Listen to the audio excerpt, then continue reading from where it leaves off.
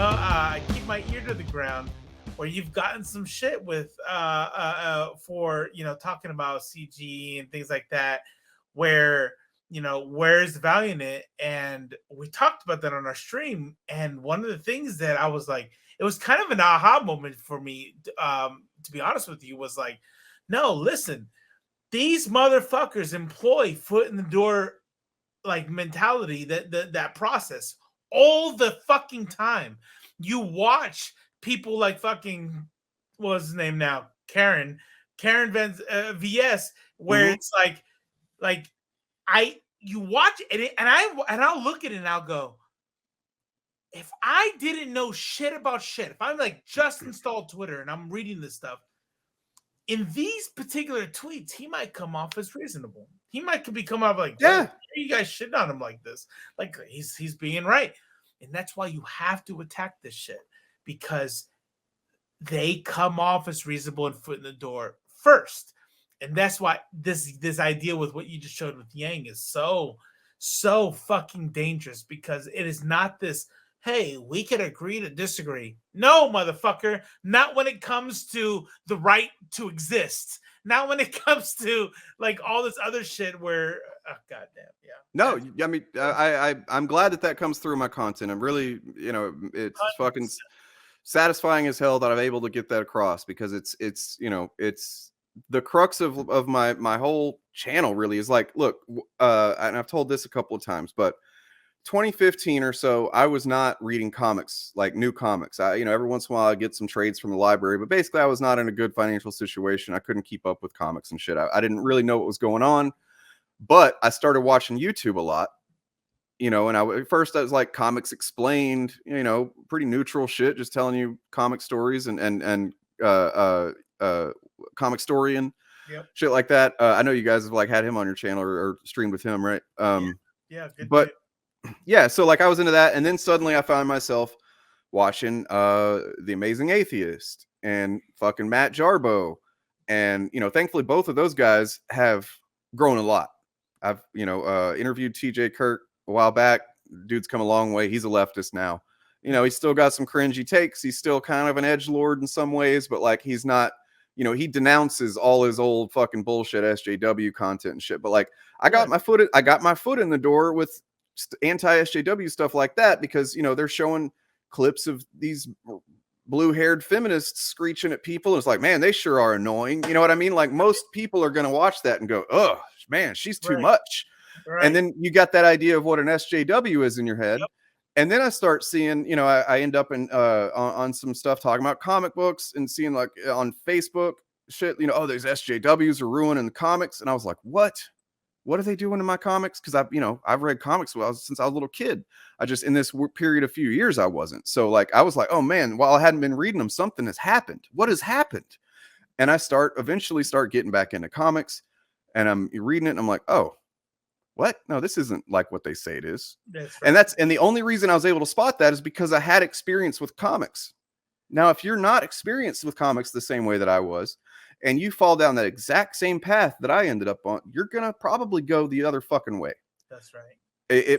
But fortunately for me, in my situation, it planted that seed of like, oh, this is kind of a problem that they're, saying this stuff. And it took me several years to, not only figure out the arguments to articulate against it, but like even get the confidence to make content and stuff like that.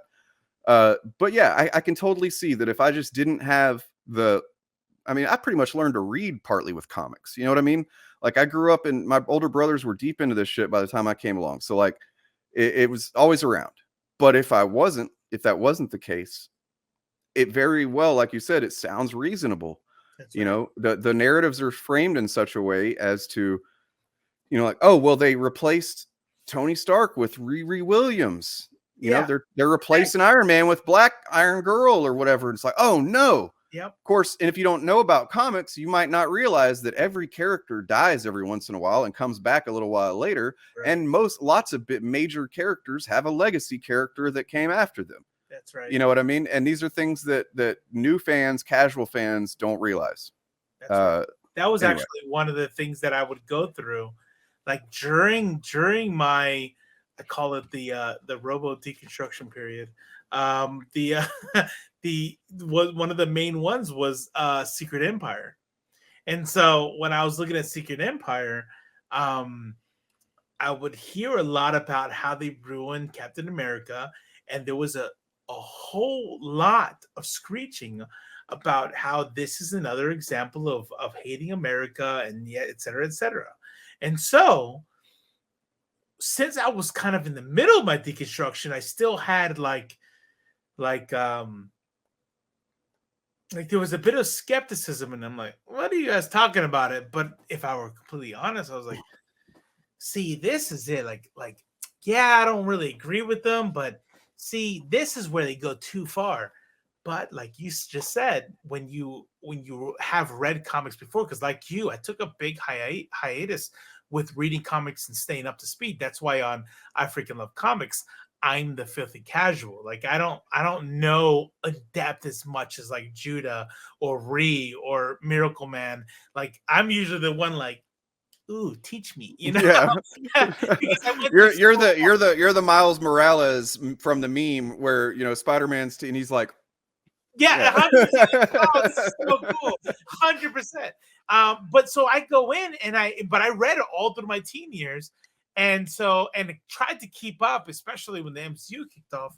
And I read Secret Empire and I'm like, what are you talking about? But let me tell you something.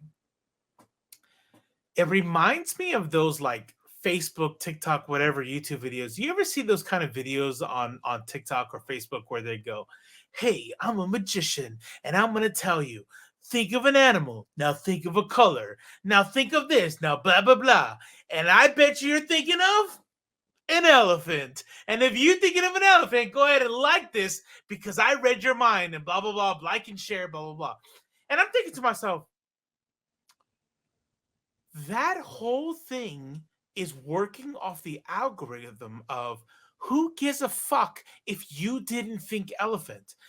They only give a fuck about all the people who thought elephant. And if that's any significant number of people, that's going to boost the algorithm and they win. That's exactly how fucking like the alt-right people work when it comes to this shit. They go, listen, let me tell you something. They are attacking America. Superman is gay, and they made Captain America a Nazi. And they don't give a fuck that 11% of the people are going to read it and go, no, they didn't. What are you talking about? All they give a fuck about is the 89% that are going to get super fucking angry. Well, I mean, you know, my channel was originally called Actual Context, and like that's a good example of why. Is like I that was during the period I wasn't reading comics either, and I remember when they announced it and it became a big deal. People were burning their Captain America comics because they're shitting on the legacy of Kirby. And you know, because they were Jewish, they fought Nazis in World War II. How can they do this to their legacy? And superficial, like, you know, there is an emotional reaction when you don't have the context of like, oh god damn, that is kind of fucked up. But when you read Secret Empire, which by the way is one of my top 5 favorite events, period. I love it. Apparently, that's a hot take. It is, but that's, you know what? I think those people haven't read it because look, that is the most anti-fascist comic book, mainstream comic book that's ever been printed because it lays out, Nick Spencer lays out in there exactly how they do it. They use Captain America as you know, the symbol, literally symbol of American patriotism and how it was corrupted. History was rewritten the way that fascists do. You know, they like to rewrite history and tell you, oh, well, that's not how things really happen. You know, that's just what the mainstream wants to tell you. You know what I mean? And Red Skull used the Cosmic Cube to rewrite history and corrupt Captain America into the symbol that he could use. Like the symbol stayed the same. He's still Steve Rogers. He's still Captain America, but he's not about the same shit anymore underneath. And look, lo and behold, we still use the same flag. Trump was still fucking molesting the same flag that we've always had, you know what I mean, on stage, but it didn't mean the same thing anymore. You know what I mean? And that's why it's such a brilliant fucking thing. And it shows kids in Hydra schools getting indoctrinated and shit like that, which is exactly the kind of stuff you got now where they're calling everything CRT, which means that they're really trying to pull out. Texas already did it. They removed like pretty much anything about slavery and what the Civil War was really fought about. You know what I mean? Shit like that. It's scary, dude. This is what they do. They will rewrite history to fit their need, their agendas. You want to talk about agendas in comics and shit. And that's why I think I need to eventually. I've been wanting to do it forever. I need to do a video on Secret Empire because goddamn, I love it. I think it's connected to the retelling and the of the Civil War reconstruction. I think that is like the most one for one when we look at what happened with the Cosmic Cube and Secret Empire. Look at what happens now. When you look at, listen, the fucking Civil War, every state that seceded from the United States wrote a fucking statement of secession, and they all state that the God-given right, the white man's right to own slaves, all within like the first fucking couple paragraphs. Every state said, this is why we're leaving, fuck you. How successful do you have to be in rewriting history that to this day they say that slavery, that there's so many people that say slave, and I mean this sincerely, like they are saying this not as like a I'm supposed to keep up the evil lie. No, so they legit. I got an anecdote about it. Yeah. So I don't know how. Honestly, I've tried to reflect on it and try and figure out how. But like I said, I grew up in Texas, went through school in Texas, very regressive, repressive. You know, not like outright usually bigoted, but the underlying culture was bigoted and racist and shit. And I did have some racist ideas that I had to work through when I was younger, but somehow I did learn that the Civil War was fought over slavery. Like that's what it boiled down to. And I wish I could had the memory to look back and figure out, was it a teacher that happened to tell me, or was it I'd look in some book on my own or something like that, or what did I see that but nonetheless, I made it out of Texas, South Texas school system somehow, knowing that that was the cause.